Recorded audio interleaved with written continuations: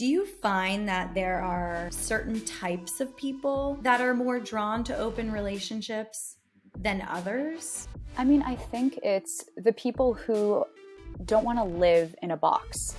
You know, the people who they see what society is doing to them and they're like, I don't want to abide by these structures that society has implemented or ingrained on me. Welcome back, lovers and friends of Open Late Podcast. I'm your host, Jessica Sfandiari. And today I have with me a good friend, Danielle Golan. She is the owner of The Feeling Space. She is also an LMFT, which stands for Licensed Marriage and Family Therapist, for those of you who don't know. And she is an incredible therapist. She works with a lot of people, as I'm sure most of you listening are interested in some way about being in an open relationship, or maybe already are, maybe identify as poly. And yeah, her work is super inclusive of all LGBTQIA+.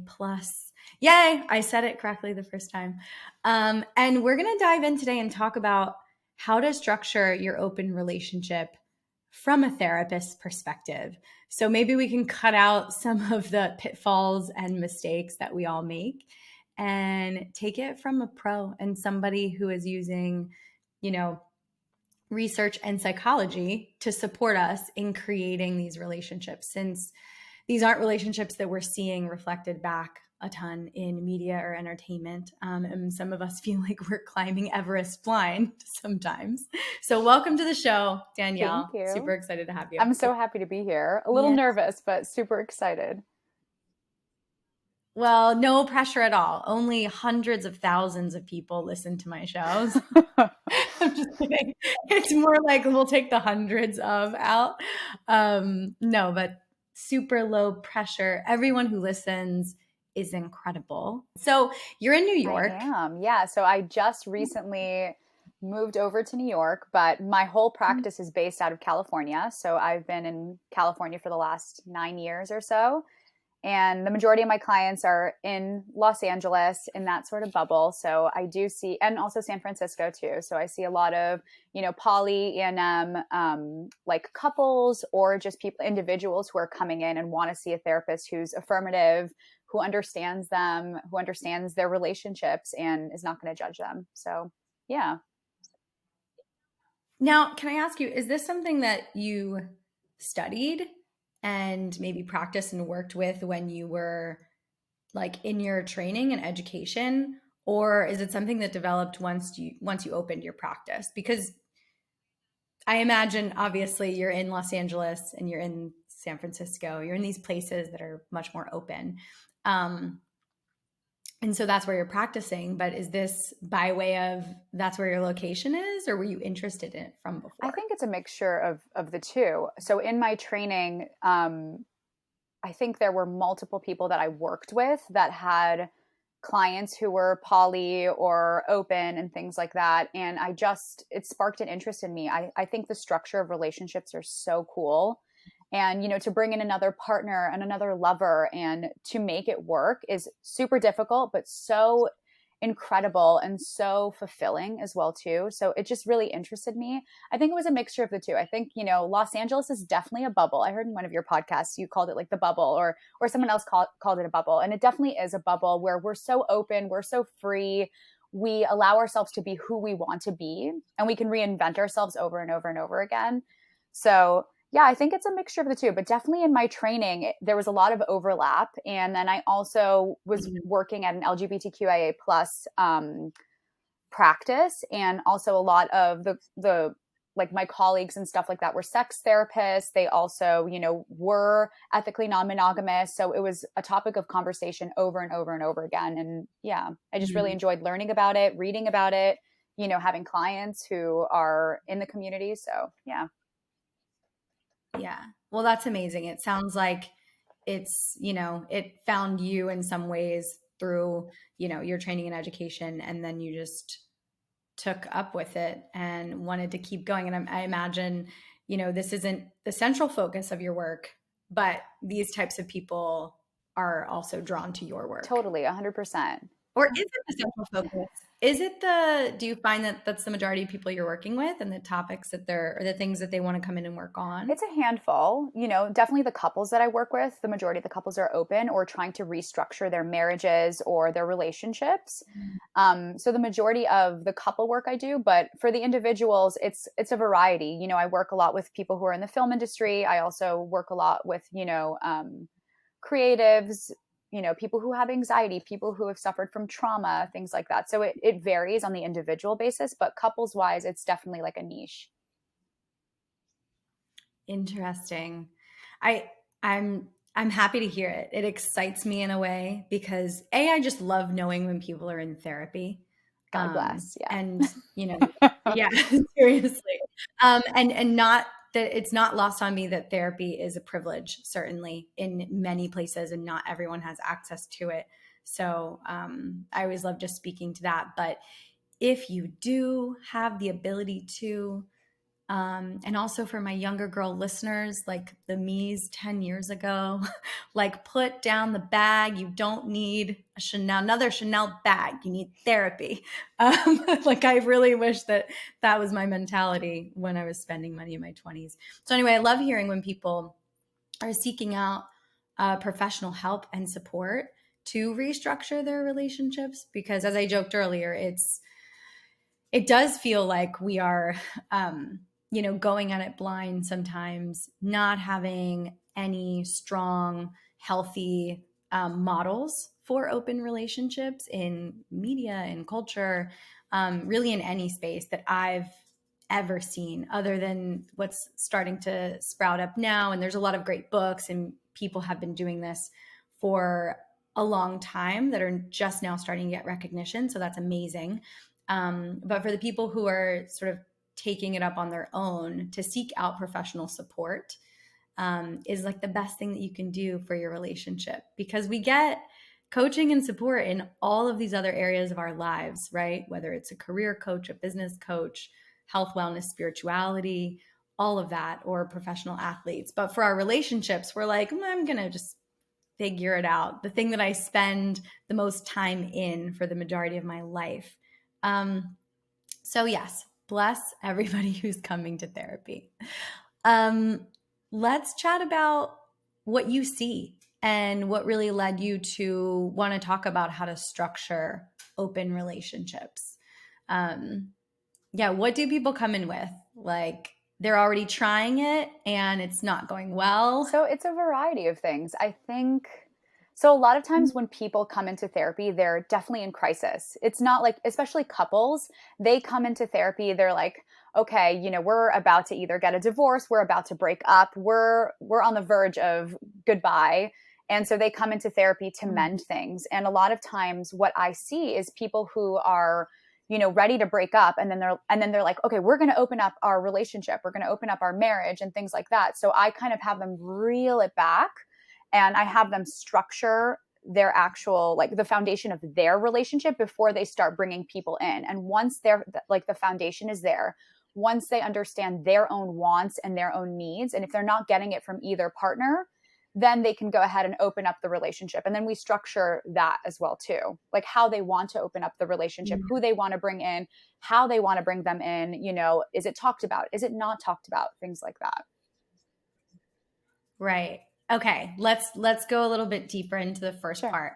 And I mean, I probably know the answer to this, but for people who are like, well, why? If we're already in a place where we know we want to be with other partners and we feel like there's no zest here between us or pizzazz, there's no turn on, there's no lust, there's no like, maybe they're not in a great place. And I can imagine couples come in and they're like, I just don't want to have sex with my husband or my wife anymore, but maybe I want to stay married. And that's why we want to open. What's the purpose of bringing them back to focus on the foundation or the connection?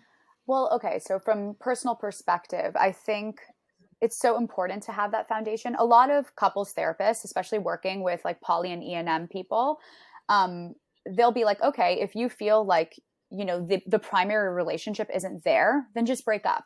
You're pulling at, you're trying to find someone else.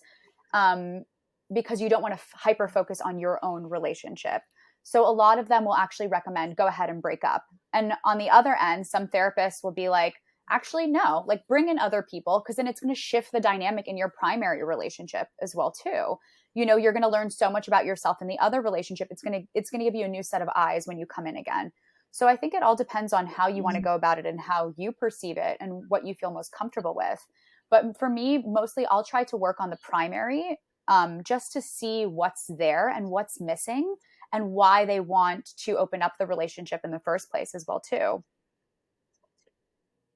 Yeah. Do you find that a lot of couples, and since we are just spending a bit of time here talking about couples, and that's not reflective of all people who practice open, and there's a ton of people practicing like solo polyamory. So, and hopefully we'll get there in this episode. But for the purpose of the nature of this, and this is my experience as well, right? Being in a partnership where I have a primary partner, even though we really try to avoid a hierarchical situation, but it's really challenging actually. So it's like almost impossible when you have this like previously monogamous marriage, heterosexual presenting. Anyway, I just like to speak to that. So that's specifically what we're talking about right now, so people can understand that. Do you find that couples a lot of times, because they're in it, right, and we can see only what we can see, are missing a lot of what's potentially still between them? And are there rediscoveries, or do people really know where they are? And a lot of times, um, are solid in understanding of what the connection is or lack there is. And there's not much left there in that way. And will then venture out and will be very fulfilled in those areas, staying connected in their partnership and whatever it's going to give them.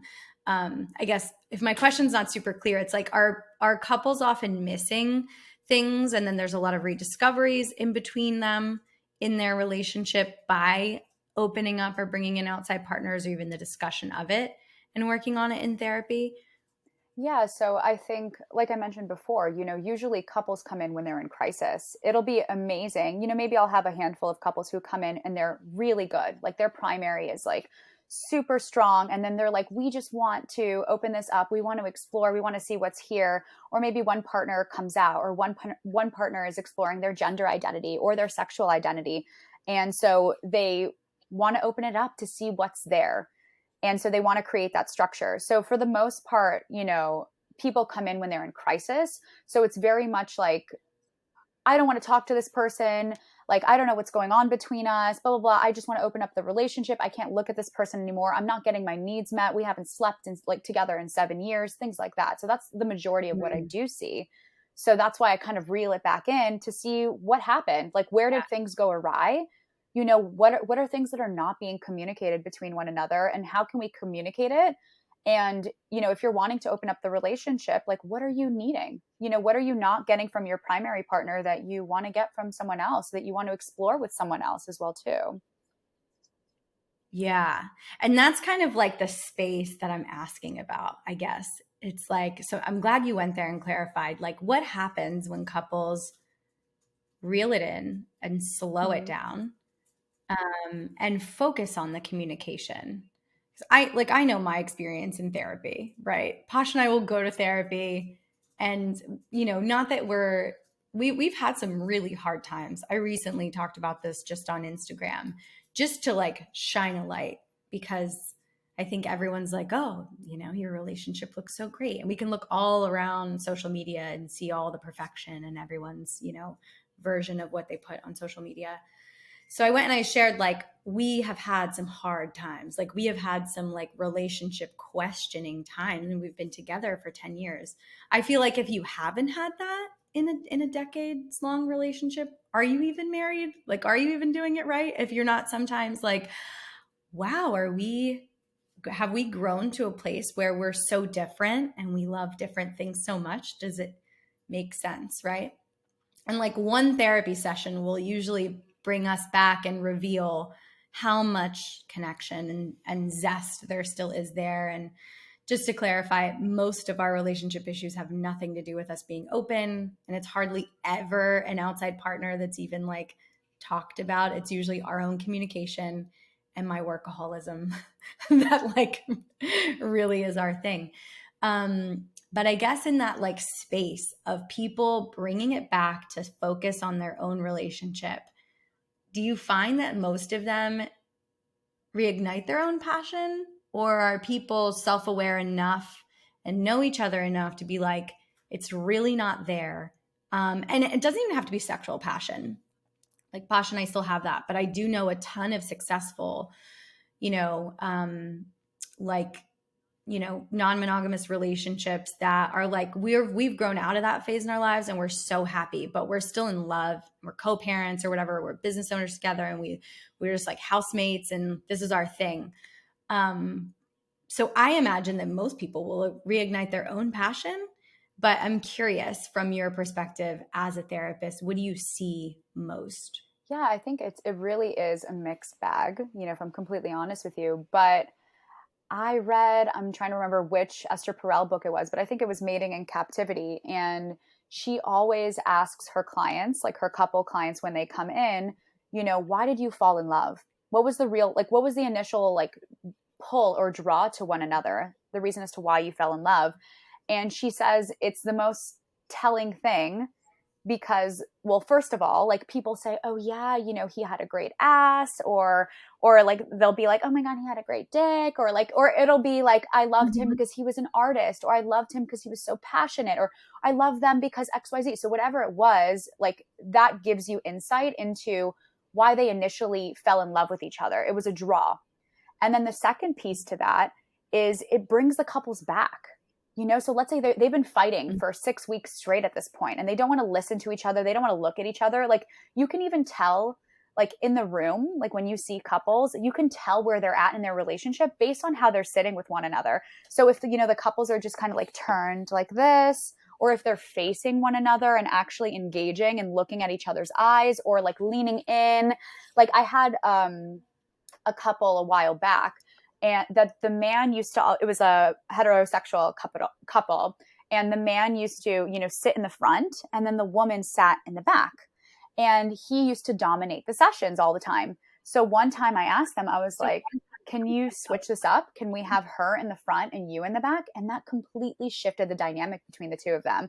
Like she was super bright and open and started talking more about herself. So that's like another thing. And just to go back to your question, it reminds them of who they were. It reminds them of why they fell in love, and it reignites some sort of passion. Like they'll start like laughing, like, oh my God, do you remember that time when we did this and this and this? And like, you'll see like the spark or the magic come back as soon as you ask that question. So it's really special, but it really like, depending on where they are at in their relationship, because sometimes they're ready to get a divorce. Like they're coming in, you know, and they're like, that's it. Like, we just need help with the divorce piece of this. And that's why we're coming in. So it's hard to reel them back to where they were. Yeah. Yeah. I want to ask, do you find that like saves marriages when you focus on that piece? Yes and no. And we say as like therapists as well too, like when we first see couples, we're like, just, you know, this might end your relationship or this might mend your relationship. And, you know, you can't blame us for which way it goes. I would love to now get into what happens when you're like, okay, cool. We've restructured this. Or you know what? Let's talk about that for a minute. What like specifically do you mean when you're focusing on restructuring their foundation? Okay. Do you give like actionable tools? Are there like boundaries and agreements that are created even before we talk about exploring outside? Okay. Yeah, 100%. So first, as I mentioned, I'll have them explore the primary relationship. And the way that I do that is I have them actually do work on themselves in the sense, let me try to like explain it to you. So there's a theory called imago theory. And basically the basis of it is that we all fall in love with people who are really familiar to us. So a lot of times people think this is icky, but like they'll say like, oh, like, you know, I fell in love with someone who's like my mother, or I fell in love with someone who's like my father or my caregiver or my sister. So a lot of times with those people, you are missing something. You have a need that you did not obtain from them. So like, let's say with my mother, for example, like, I wanted her to see me, right? So in my partnerships, I will coincidentally and subconsciously find someone else who doesn't see me. So that's a need that I work on with them and through them. So I know, isn't it crazy when that happens? It's because this is like something that we've like done in therapy, and it's just so wild how your subconscious draws you to the person that will trigger the exact thing that you need to work on in this life. Always. It's like in a room full of 1,000 people, you both will be drawn to someone who's familiar to you and you don't even know. And you're like 3 years into a relationship and you're like, why do you sound like my mother? Like, what is going on here? Or why are you acting like my mother? And it's completely subconscious. So what I have them do is I have them reel it back and I have them like, see what their wants and needs are, what they really wanted from their mom, what they really wanted from their dad, from their caregiver, from their sister, from their brother, whoever, someone that like something that they didn't receive. And then I ask them to reflect on it in their partnership. Again, I also want to note that your partner is not going to be your everything. Like, I think that in our modern society, we constantly think that like, okay, my partner is going to be like my lover, my muse, my business partner, my this, my that. Like, your lover can't be everything, Yeah. So Exhausting. yeah, super exhausting. So it's just acknowledging that, but also acknowledging what needs you do have and if they're getting met and if they're not. And if your partner, so let me also like, I'm going to rewind a little bit. So then once you have the needs that you want, you discuss it with your partner. So let's say, this partner comes in, let's say I come in and I'm just like, I really want you to see me. And then my partner comes back to me and they're like, hey, like, I don't have time to see you. I love you. I care about you, but like, my work is my priority and I can't see you in the way that you want to be seen. So that's when you go ahead and open up the relationship. That's when you go and have that need met. So you find someone who can see you. And that's something that you're very vocal about as well, too, when you're finding another partner, or if it just happens, coincidentally, you vocalize that need to that partner. Does that make sense? I don't know if I like rambled, but yeah, that makes sense. So the restructuring of the internal relationship or the, primary partnership or marriage, whatever it is to clarify what needs need to be met. See if like your partner can actually rise to the occasion right now that there's like a connection that's reestablished. And so that's the structuring there. And then you will then turn outside if it's available and if it's like healthy and makes sense. So what goes into structuring those relationships other than what I heard just now, which I love, is being really upfront and also being really clear about what needs you're trying to get met when you are looking for outside partners. Because I didn't do that in the beginning. I was just like, this is a huge turn on. And now I'm going to go date other people. Okay, cool. I had no idea what needs I wanted to get met, what parts of myself I was trying to grow into or develop.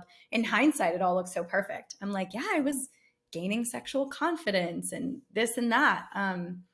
But I didn't know at the time. So if you're giving people and supporting them and, creating a really nice roadmap with a lot of tools, what questions are you asking then? And aside from knowing and being clear on like what you want to attract, what do you share with, your clients about how to then structure these outside relationships? Yeah, so I think, it's a lot of conversations and it's an experiment of sorts. So like I usually have partners create almost a verbal contract and even sometimes a written contract. I know it sounds like really weird, like why are you making a written contract with your partner? But it's really helpful to refer back to. So for example, like we'll structure, like I'll ask them questions like, okay, so what are you comfortable with? Are you comfortable with your husband seeing other men? Are you comfortable with your husband seeing other women, other whatever it is, and then you have these conversations and you discuss it like in depth together with like a mediator, aka the therapist. Or I'll ask them, okay, like, are you comfortable with your partner bringing the person home when you're not home? Yes or no. Are you comfortable introducing, the partner to your kids? Yes or no. And then so you kind of dive into it, and it's almost like a conversation. Everything becomes a deeper conversation. I'll give you an example, like obviously without disclosing any names or anything like that. Like, let's say I had, a couple who one of them wanted to explore their sexual identity, and they really wanted to start, seeing women, dating women, sleeping with women, things like that. And the other partner was not okay with it. So then you sit down and then you have that conversation. Why are you not okay with it? What's coming up for you? What are you thinking as well too? And then the other partner is like, well, okay, if my partner is going to start sleeping with other women, I want to start sleeping with other women. So then you ask the other partner, okay, are you comfortable with that? Okay, why are you comfortable with that? Why not? So then you start, going into these conversations deeper. And then it's an experiment. Like, let's say, this person went on a date with a woman, and, they come back and they tell their partner all about it. And then what comes up for their partner, they're super jealous and they're angry. So then in the contract, you could talk about like, hey, after you go on dates, like, don't come back and talk to me about it. I don't want to know about it. So things like that. So you can structure depending on how people feel. There's no wrong or right answer. It's just structuring and having these deep conversations about these things. Yeah. Do you find that is it a mixed bag of people who want more like don't ask, don't tell? And what is your, I guess, professional opinion on that? Because I, as being a coach for a long time, and I have my experience, right? That's very public now with, my relationships and being polyamorous. Don't ask, don't tell would have like never worked for me or Pasha. And I always joke that mainly because we have the same kinks and we want to know everything because it's a turn on for us. It's like part of the excitement. But even if it wasn't that way, I don't think that having that level of like maybe secrecy would have worked for me. It would have like had me feel like I was missing out on something. Now in hindsight, now that I've like grown into this, like 9 years in, I look at it and we don't really share everything anymore because it's not like a need. We will because it's fun, but like he can go on a date and not tell me about it for weeks. And then I might be like, oh, tell me about that date. In hindsight, I'm like, we really didn't give each other much privacy also, which now that I'm like, I love even thinking like relationship anarchy is where I'm moving, of like everyone is a whole ass person, to quote. I just had Jessica Levity on the show the other day, who is like super amazing. I don't know if you follow her, Remodeled Love, but she is a polyamorous content creator and educator, and she's just really cool. And so they have this thing called the whole ass person like model, where it's like you look at somebody and it's like you have your own desires, you have your own privacy, and I'm going to be your partner and support you and respect you in that. That would have never worked for me 8 years ago. Like, I need to know everything, every little detail, mainly because it excited me. But now on some level, I'm like, did it also give me the element of control that I needed, or the element of like inclusion that I needed to feel safe? Because I used to be like, oh, that's really unhealthy, the don't ask, don't tell. And that was my view on it when other people did it. I was like, oh, it's not going to end well. But now I think I'm a bit, more evolved. And I think that maybe it is healthy for some people, depending on like what their needs are. So yeah, I'm really curious what your thoughts are. Yeah, it depends on their background as well too. Like if they are a more jealous person, it might be actually beneficial to not hear anything about it. Or if because they're quote unquote a jealous person, maybe they want to hear all about it just to have that sense of control, as you mentioned. But I also think for some couples, it's exactly like you mentioned with Pasha. It's like, no, like I want to hear about it. Like that turns me on, like, things like that. So it really depends on the person. It depends on how they feel about opening up. Because a lot of times this is also something that I'm noticing. Like one partner will come in and they'll be like, hey, let's open up this marriage, or let's open up this relationship. And the other partner at first is kind of like iffy about it. Then they think about it and then they're super down. Like they're like, let's do it. Right.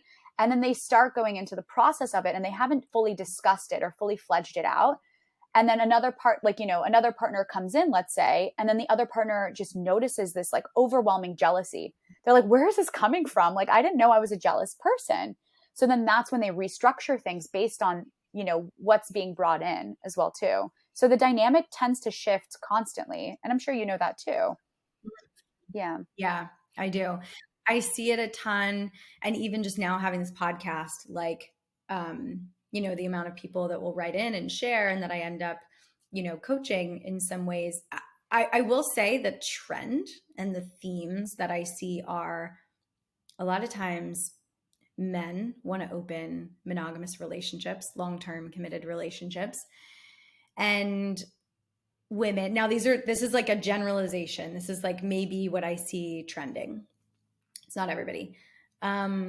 Women tend to feel a little like blindsided, or maybe not blindsided, but maybe very uncomfortable with it and nervous because they're afraid of the amount of jealousy. And then when people start exploring or practicing, I find that a lot of women love it and they're like cats out of the bag. And then men have a really hard time because they have this, like you said, unexpected jealousy. And so that's sort of the like main arc that I see a lot of and that people will write to me about, which is interesting because I have my beliefs, and just based on like things that I've read and researched, that women do have a harder time being satisfied, sexually satisfied and romantically satisfied in long-term monogamous relationships with the same partner, whereas men can be sexually satisfied until the day they die with the same woman, as long as the sex is very active. So of course, like everybody might want to, explore and try other experiences with other people. But I find that women don't realize how sexual they actually are until there's a lot of different kinds of sex on the menu. And you're like, wait, I actually like love sex. Like that's what I hear a lot of. And the women that I work with are like, felt very shut down, maybe felt like that chapter of their lives was over. And then it's like crazy the amount of surge they have and just new life force energy. And so then the husband's feeling all of that, or the partner, and they're like, don't even recognize this woman. Where did she come from? And that can be very overwhelming. So it's like interesting. It starts with like one thing and then shifts into something completely different that I imagine these like men are just not ready for. It's like just a little glimpse of what people share with me, a lot of, probably not reflective of everyone, but those are the people that share their stories and sort of the way that the tide sort of swings back. Is that your experience? It's actually funny because my experience is the opposite, oddly. It's usually the woman, comes in and she wants to restructure the marriage or the partnership or the relationship, whatever it is, because they want to explore their sexual identity. So I think, but I definitely see the new life force that you're talking about with women, where they're like, their libido is super low being with the same partner for X amount of time. And then they open it up and they're a whole new person. They're like alive again. Their libido is high up and they're exploring themselves sexually in ways that they were so fearful to explore with their partners, which I think is fascinating. And I was going to ask you, like, what do you think that's about? Do you think that it's like a societal thing? Like, what do you think is coming up here? Yeah, I think that it's so many factors, right? But if we just like look for the low-hanging fruit, I think that it is a societal thing. I think like there's just this narrative of, you're right. We all look for like the one, and then you meet them and you get married and like you buy the house and you have the kids and X, Y, and Z. And it's like the natural progression that those things would become less important, those things being like sex, sexuality, exploration. And it's just sort of accepted, especially for women, because you're mothering, right? Your body sort of isn't your own anymore. It's like responsible to all of these other things and beings. And even for women who don't have children, or for people that have, vulvas, don't have children, there's this sense that it's like normal and natural for the sex to die down, There's also the like social narrative of like women don't want sex as much as men, and they're not as, their sexual appetites just aren't as big, and met, just like the awful stuff of like men are designed to spread their seed biologically, and like all of these age old things that we sort of hear. And even if we think we don't, they're the foundation and the fabric of what we're born into with patriarchy and capitalism. So there's really no escaping it. So I think all of that, you could like you'd have to live in a cave to not have that story impressed upon you. And so I think that men and women both resign to those stories. And that's sort of like where you wake up one day and you're 40 and you're sort of okay with the fact that you have sex once a month, when that's probably the most unhealthy thing that you could actually do with your life. Because as much as people maybe don't want to believe it or look at it, sex or whatever generates that kind of erotic energy in your body is your life force energy. They are deeply connected. Which sounds like we believe a lot of the same things. Like if you have a sexually healthy woman, I'm pretty sure she's not going to have disease in her body anywhere. And I think the same goes for men. I do a lot more studying and reading about women. And so going down a rabbit hole, I believe like that's why we see so much reproductive health issues in society now that we didn't see 50 years ago. Or maybe we did, and it just like wasn't, the information wasn't there. But because we've like resigned to these stories, right, that we don't even realize are very repressive of our life force energy and our sex. Like you have so much more cervical cancer, ovarian cancer, endometriosis, infertility, which come from a lot of places. But like I have this belief that if we all had like sexual liberation and awakening, that with all of these things like functioning and being really healthy in our bodies, like we would see a lot of decline in those like sexual health areas. I don't know. What are your thoughts on I that? agree with you 1 bajillion%, especially like, like the book, like the body keeps the score. Like the body really does keep the score. We store trauma. We store, like things that we're repressing, we store in our bodies. So it comes out in a different way to warn us, to tell us, to say like, hey, this is your sexual vitality. You're not using it. And then you start having like cysts on your ovaries, things like that. It's almost like a little warning. That's what I believe. I don't know what other people believe, but I definitely think that your body speaks to you if you listen. And a lot of times we repress so much in our bodies that the more, like when we start like uncovering it, we like the diseases alleviate as well too, things like that. I'm definitely a believer in that, especially because I work somatically with a lot of my clients too. I want to kind of jump around to something I'm always curious about, like, and you actually brought this up earlier, the psychology piece of it. Do you find that there are certain types of people that are more drawn to open relationships than others? I, I've asked this question before of like from an astrologer friend who I had on the show, who had like a lot of cool theories, and not even theories, but he was like, yes, actually it's a science and let me show it to you. It's like these signs are definitely more drawn to an open style relationship. And I'm curious, from the psychology piece of it, are people more drawn to it, or certain types of people have more success with it than I others? think it's the people who don't want to live in a box, the people who they see what society is doing to them. And they're like, I don't want to abide by these structures that society has implemented or ingrained on me, which you were talking about earlier. So, for example, well, let me like try to like make this make sense. I think that in the past, like we lived in community. We lived with one another. We even like, the Greeks and the Romans and stuff like that. They all slept around. They slept with each other. It was mutual love, things like that. And then as society, Yes. right? Right, seriously. And then as society progressed, we've created this sort of structure. Maybe it's based on capitalism, as you mentioned earlier, but we created this structure where there is a heterosexual couple. The woman takes on the role of the mother and, mothering and taking care, and the man goes to work. That was a structure that was implemented for years and years and years. And I think now society is shifting. I think that we're now asking a lot of questions about the structure that has been implemented onto us. And we're like, we don't want to live that way. Who says that we're only allowed to be with one partner? It's a Disney fairy tale, right? It truly is. It's something that was like ingrained into us as young kids. But now people are pushing back. People are asking questions, and then they're exploring it as well too. And they're seeing all of the benefits. They're like, okay, wow, we're in community again. We're getting our needs met in so many different ways. It's not just from from one person. Yeah. Yeah.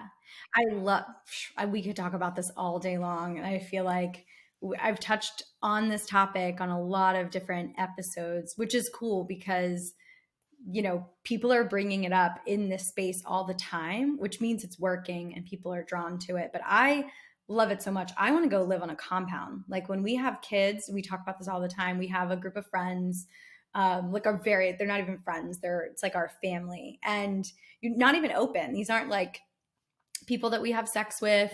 These are really just like our homies, like the people that we can't live without. We're all really close in LA for the most part.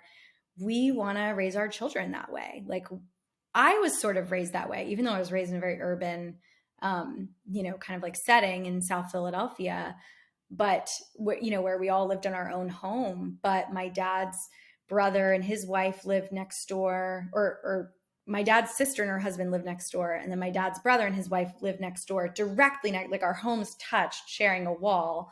And then my aunt and uncle lived across the street, and my grandmother lived around the corner. So we were always together. There was like hardly any separation, and like eating meals together, and like on the weekends going to the lake as like a unit as like 20 people. And we've really lost that, and capitalism really benefits from keeping this nuclear family unit, because of course then everyone needs to buy a lot more things. And I think born out of like how many people now are living, like under the poverty line, and just the wealth gap that we have in this country. I mean, and beyond this country, like in society in general, we're seeing people reach for that community because we need more support, and just not even just like the emotional support and the mental support, but financial support as families. So I love seeing this trend towards polyamorous units or polycules or things like that are starting to raise children together, whether it be like, how we want to do it in like a pretty non-sexual way, or, I see a lot of content creators, and I'm sure that means that there's a ton of people doing it that aren't on Instagram, that are like, four parents raising kids together in a household. I'm curious, do you have, and you don't have to speak directly about your clients, but in your work, are you seeing polyamorous parents that are able to be open or out, and raise kids in community? Yeah, totally. And I think again, it's about the structure that they implement, with one another. And it's a lot of discussion, it's a lot of experimentation, like I talked about earlier. But it definitely works. And I think for kids, like I think they get different parenting as well too. They also get their needs met in different ways, because they're in community. It's not just, getting certain things from like mom and dad or mom and mom or whatever it is. They're getting their needs met in different ways. Like they maybe like have more like friendships and bonds with, the poly partners, or like, or like the lovers and things like that. Does that make sense? Yeah. Yeah, it makes a lot of sense. I would say, in your professional opinion, it sounds like you think this could be a very healthy situation for the kids, not only the adults, but the kids that are being raised in this Yeah, way. and it depends on how it's done. I do have to preface, it really depends on how it's done. It can get very messy for some people if the structure isn't there. if they're not like, I think the number one thing, even like I was thinking about what I'm going to say on the podcast. It's like the number one thing I want to communicate is that for open relationships and for polyamorous relationships, the number one thing is over communication. You need to over communicate about everything, and I think it's so vital and important to do so. I know it's weird to start doing that with your partner, but the more that you do it, the better your partnership becomes. And the easier it is to open things up, the easier it is to, to have like polyamorous, like pods, as you mentioned, and things like that. And like live in community is when you're over communicating with one another. Yeah. And that's just going to have you be a healthier, just more fully expressed person for people listening. I had a hard time communicating what my wants, my needs, and my desires were when I first started out with this. Which didn't stop us from doing it and didn't stop us from having like a lot of fulfillment, because we did have such a solid, strong foundation and a ton of love and connection when we opened, because we opened almost immediately accidentally. And so we were in that space. We were like still in our honeymoon phase. So there was just a lot of smooth sailing for us, which isn't the way for a lot of people. But even in those spaces, I was so not practiced in communicating anything about what I wanted, because it just wasn't who I was my entire life. And so I had to grow into that, which felt edgy and icky and challenging to talk to, for example, like a different man in my life and say, these are my needs. Like I felt very unworthy of being able to speak about this. I didn't even know what my needs were because I didn't explore them. I didn't know what my desires were. I felt self-conscious about my desires. But what I can tell you is not only speaking them to your partner, to new partners, it will have you grow into so much sexual confidence and so personal self-esteem, that you like, I'm always shocked at who I am now based, on looking back and the woman that I was, or the girl that I was. And it's so liberating and so fun to know like how much I own all of me. And it's not just my sexuality. That's of course what we're speaking about a lot, but it's lent into so many other areas of my life because of this piece, because I've grown into like who I am in relationship with other men and women. I've been able to be like a better leader and educator and speaker, because if you're more confident in one area, it's going to bleed into all these other areas of your life. So, I mean, that's just my 2 cents on one of the benefits about over communicating and getting practice in saying exactly what you mean and exactly what you need. And Yeah. Jessica, just hearing you say that, like, it makes me all warm inside and like fuzzy. Like, it's so beautiful to see as well, too. Yeah. Thank you. Thanks for that reflection. Um, Man, this has been so great. I think like we didn't get to talk at all about people who are practicing solo, but it sounds like the majority of your work is with couples in this space. But I would love to have you back on, and maybe we can do a part 2 Eee. and go a bit deeper into, yeah, all things, um, psychology behind these open relationships, and anything else that you want to share before we wrap up? No, just thank you so much for having me on. And this is so incredible that you do this work. I've always been in love with your work, you know that. And so I'm really proud of you. And yeah, thanks for having me on. Thank you. Thank you so much. Wait, for everybody listening, we figured this out before we started recording, but it's so funny. Danielle and I met at a restaurant, literally. We like didn't know each other and just started talking at Double Zero, which is like one of my favorite restaurants in LA. I'm actually going to dinner there tomorrow with friends. But man, what a great way to like meet people. It makes me, it's like very antiquated. Like we, kind of like bumped into each other in this public space and we just had a ton of chemistry. And then I invited you to my house for an event and you came. And then we just like became friends through that, which is, I feel like that doesn't happen a lot these It definitely days. doesn't. We definitely had this connection. We were like talking about things and we just had like so much crossover, which was so, I don't know. It also made me feel super warm inside. I was like, oh, I've never had like this connection just like at a restaurant with someone. This is so nice. Yeah. Do you think you're moving back to LA? I know that the goal is to be bi-coastal. What's going on with that? I think I would like to be bi-coastal. So I'll be in LA like back and forth because my company is based out of there. So I will be out there a little bit, but I'm also trying to open up shop here in New York. So we'll see how that goes. So how can people find you and work with you if they want to become a part of the feeling Yeah, space? totally. So you can reach me at my website, www.thefeelingspace.me, or you can email me. Am I allowed to say that? Danielle at thefeelingspace.me, or even reach out to me through Instagram. Yeah, at the feeling space. Amazing. Well, Danielle, thank you so much. We are going to link all of these in the show notes. So, for those of you who need to see it, you can go right to the show notes and head right to her website or her email address, which is amazing. Thanks for giving that. And I hope everyone does rush to work with you because you are incredible and so many valuable insights today for our show. I'm super Thank grateful. you. All right, loves, that's been another amazing episode. I'm so grateful that I get to bring you just really bomb people who bring a lot of value to not only just the show and community, but hopefully all of your relationships. So don't hesitate to reach out to Danielle. She is a sweetie. And in the meantime, please take a moment to rate and review the show. It's how other people actually find out about it. If you know someone who would love this episode and who would benefit from it, screenshot it and share it with them.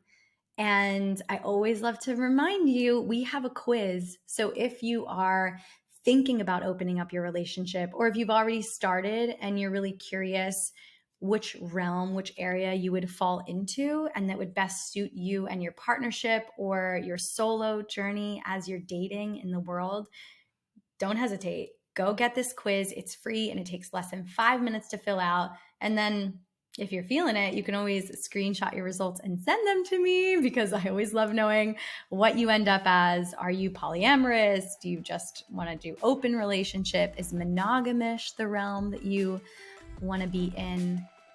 I love you all, and I can't wait to bring you another episode next week. Bye-bye for now.